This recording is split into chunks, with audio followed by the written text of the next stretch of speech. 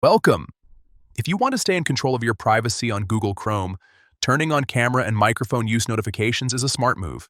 This feature lets you know exactly when a website is accessing your camera or mic, so nothing happens without your awareness. Let's walk through how to enable it step by step.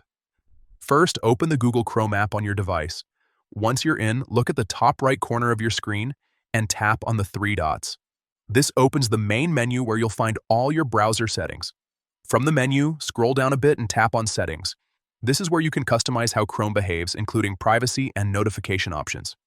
Next, find and tap on Notifications. This section controls how Chrome sends you alerts. Make sure that notifications are turned on by toggling the Allow Notifications option. If this is off, you won't receive any alerts at all, so this step is important. After that, tap on Notification Categories. This is where you get more detailed control over what kind of notifications you want to receive from Chrome. Now look for the options related to camera and microphone use. You'll see toggles next to them. Simply turn both of these on.